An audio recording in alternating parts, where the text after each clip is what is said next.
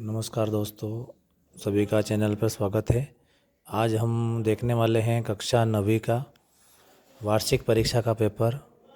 जो आज हिंदी का पेपर था उसका संपूर्ण हल, आपने कितने सही विकल्प सही किए हैं, गलत किए हैं, आप इस पेपर के माध्यम से मिलान करें और अपने नंबर को जोड़ें। तो चलिए शुरू करते हैं इस वीडियो को।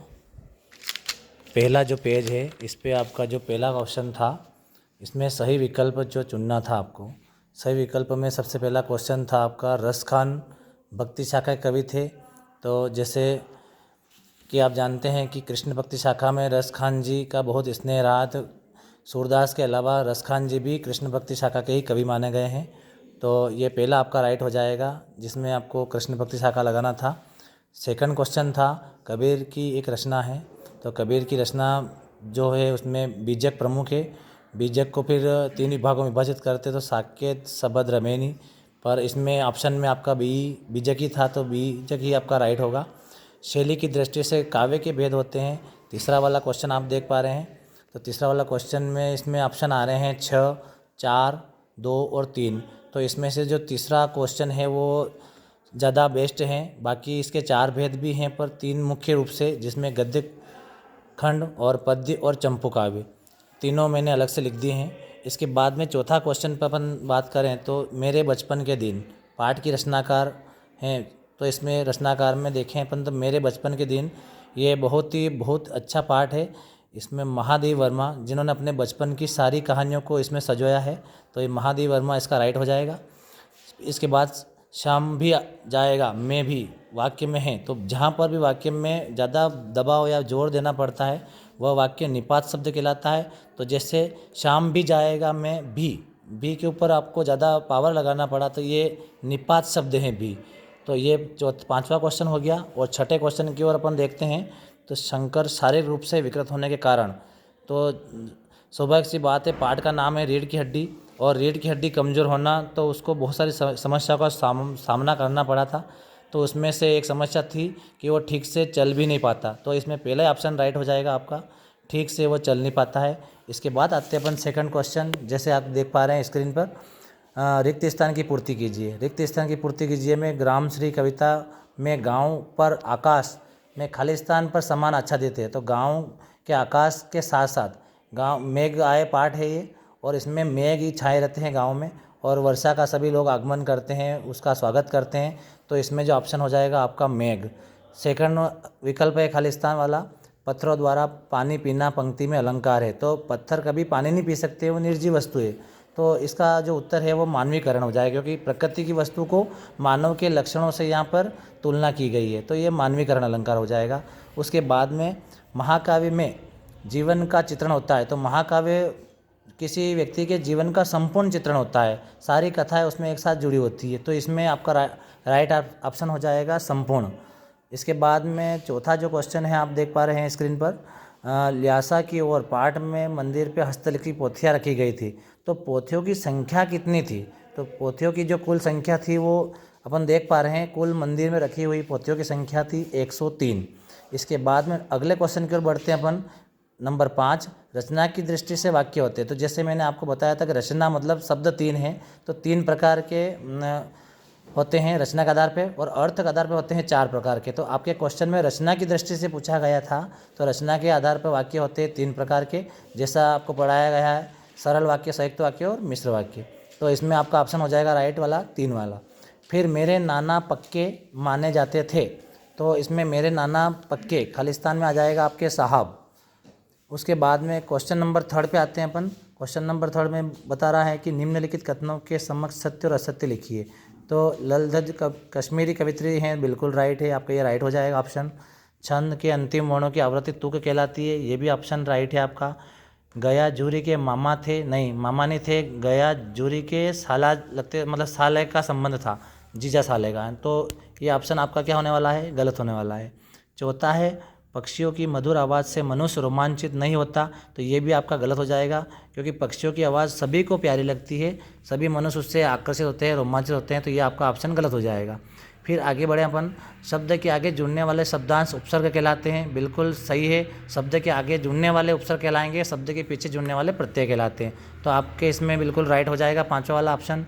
फिर इसके बाद में छठा क्वेश्चन है, इस जल प्रलय में पाठ के लेखक तैरना जानते थे। तो ये भी गलत हो जाएगा आपका, क्योंकि इस जल प्रलय में पाठ के जो लेखक थे वो बिल्कुल भी तैरना नहीं जानते थे, क्योंकि उनके गांव में ऐसा बाढ़ जैसा कोई इलाका मौजूद नहीं था। इसके बाद नेक्स्ट क्वेश्चन पे आते हैं दोस्तों, अपन सही जोड़ी का मिलान कीजिए। तो सही जोड़ी में आप देख पा रहे हैं स्क्रीन पर छायावाद के सामने लिखना था। तो छायावाद के लक्षण इसमें सामने वाली जोड़ी में दिख रहे हैं आपको। तो छायावाद में जो सही उत्तर होगा वो हो जाएगा आपका प्रकृति का मानवीकरण, क्योंकि छायावाद में ज़्यादातर प्रकृति के मानवीकरण के ऊपर जोर दिया गया है। फिर रस के अंग होते हैं 4। उपभोक्तावाद की संस्कृति के जो लेखक है वो श्यामाचरण दुबे हैं। और त्रिफला, 3 फलों का एक समूह होता है जिसको त्रिफला बोला जाता है। और निरोग में विसर्ग संधि पाई जाएगी। और रीढ़ की हड्डी के लेखक है जगदीश चंद्र माथुर। चलो इसके नेक्स्ट पेज पे बढ़ते हैं। नेक्स्ट पेज पे आपको दिया है एक शब्द में उत्तर, जिसमें आप मिला सकते हो, कोहरे से ढकी सड़क पर बच्चे कहाँ जा रहे थे। तो कोहरे से ढकी सड़क पर बच्चे काम पर जा रहे थे। ये आपको पाठ के दौरान पढ़ाया गया था कि बच्चे स्कूल नहीं जाते हुए बच्चे काम पे जा रहे हैं। बच्चे काम पे क्यों जा रहे हैं, इस आधार पे ये बहुत ही अच्छा रचना है।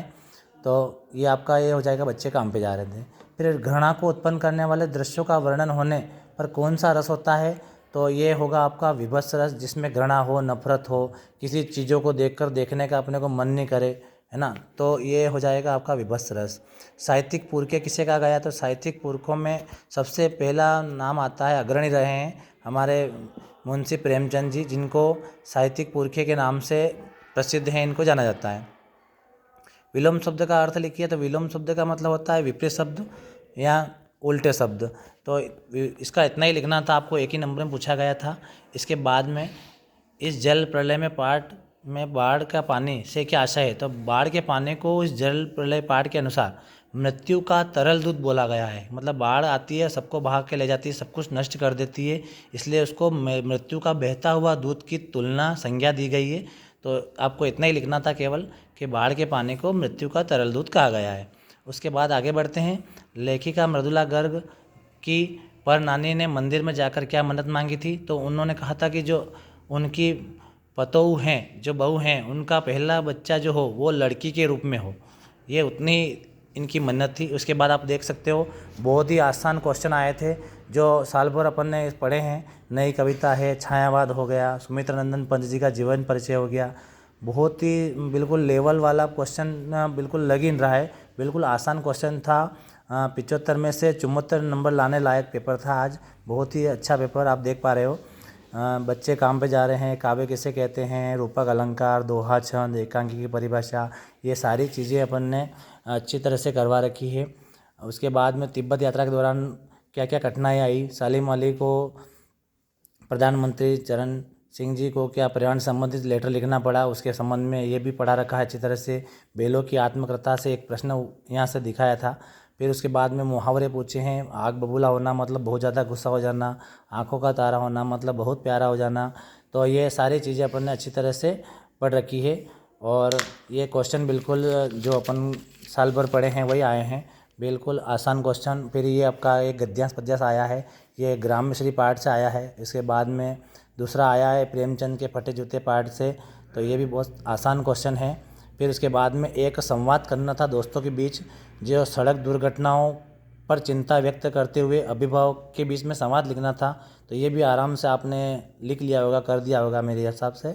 उसके बाद में एक अपठित गद्यांश आया था जिसमें आपको शीर्षक पूछा गया था। शीर्षक में नई उमंगे आ जाएगा, पहले का आंसर आप मिला लीजिए। कवि हर मौसम में क्या बात कर रहा था, तो मन मीत की बात कर रहा था। उपयुक्त काव्यांश का सटीक शीर्षक क्या हो जाएगा, तो ये हो जाएगा आपका मौसम के बारे में बोला गया है पूरे गद्यांश में। फिर ये सेकंड वाला इसका देखिए अपन, तो आत्मनिर्भरता का मतलब स्वयं पर निर्भर होना, खुद के ऊपर भरोसा रखना। उत्तम कोटि का मानवीय गुण कौन सा होता है, तो आत्मनिर्भरता हो जाएगा। व्यक्तियों की किस पर विश्वास होना चाहिए, तो अपने खुद पर होना चाहिए।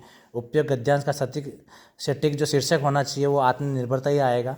और इसके बाद अगला नेक्स्ट जो पेज पढ़ते हैं अपन, तो इस पे आपको एक अपने प्राचार्य महोदय को स्थानांतरण के लिए एक प्रमाण पत्र लिखना था, जो बहुत ही आसानी से आपने इसको लिख दिया होगा, या इसके अथवा में अनौपचारिक पत्र के हिसाब में देखा गया तो बड़े भाई के विवाह में शामिल होने के लिए पत्र लिखना था। ये भी आपने मेरे ख्याल से अच्छी तरह से कर लिया होगा। उसके बाद एक निबंध आया था, इसमें आपको पर्यावरण के ऊपर या फिर ये देखें अपन तो इसमें जीवन में खेलों का महत्व। तो ये बहुत ही आसान पेपर रहा आपका, जो मैंने इसका विकल्प वाले सटीक आंसर भेज दिए हैं।